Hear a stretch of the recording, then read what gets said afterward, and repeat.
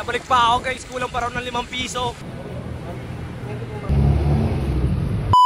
At so yun nga guys, ngayong araw samahan nyo nga ako pumunta ng kasa dahil maghuhulog nga ako ng motor ko ngayong araw. At dito nga pagkalabas ko ng pabrika, nakasalubong ko pa nga yung mama ko, kumuha na nga siya ng apa niya. At ako naman siguradong tatanghaliin ako ngayon dahil maghuhulog pa nga ako ng motor ko. At dito nga nakita pa ako ng mga batang to, kaya agad na nga sila nakipag-bisbam sa akin dito. At nung mga oras nga pala na to guys, ay bumalik na nga po ako sa bahay kasi nga po yung dala naming pera ay kinulang nga po ng 5 piso. Kaya pinabalik nga po ako ng kuya ko dun sa bahay namin. At kaya pala kasama ko yung kuya ko ngayong araw guys sa paghuhulog ng motor dahil wala nga akong perang panghulog, ng hiram nga po ako sa kanya. Ganun po at hindi, di ba? Pasikat ka, boy. At so yun nga guys, kaya nga nang hiram ako sa kuya ko ng panghulog ng motor at kaya kasama ko rin siya ngayong araw dahil nagpasama na nga rin ako sa kanya para makuha ko na nga rin yung plaka ko. Dahil wala pa nga plaka yung motor ko, ilang beses ko na nga rin kinuha dito sa kasa yun, kaso kailangan nga raw nakapangalan sa motor yung kukuha ng plaka. Hindi po kasi nakapangalan sa akin yung motor ko, kaya hindi ko nga po makuha yung plaka ko dito sa kasa. Kasi nga po nung araw na kumuha kami ng motor ay 17 pa nga lang po ako nun. At hindi pa nga po pwede kumuha ng motor ng mga araw na yon, kaya sa kuya ko nga po nakapangalan yung motor. At so yun nga guys, dito nga siya na nga naghulog ng pambayad ko sa motor. Pagkatapos niya nga bayaran yung panghulog ko sa motor, ako naman yung nagpirma sa resibo dahil ako naman yung regular na naghuhulog sa motor ko. At pagkatapos ko nga pirmahan yung resibo, yung kuya ko naman dito pumirma. Katibayan nga to na kinuha na nga ng may-ari yung plaka ng motor. At habang pinipirmahan pa nga yun ng kuya ko, tumingin nga muna ako dito ng mga motor. At so yun nga, dito natapos na yung kuya ko magpirma, kaya nakuha niya na nga rin yung plaka ng motor ko. At eto nga, pagkatapos namin makuha yung plaka at mahulugan yung motor ko, agad na nga rin kaming umuwi. At bago nga lahat, maraming salamat nga muna ulit sa kuya ko dahil pineram niya nga ako ng pera panghulog nga sa motor ko. At hanggang dito na nga lang tong vlog ko na to guys. Maraming salamat nga ulit sa inyo dahil umabot kayo hanggang dito.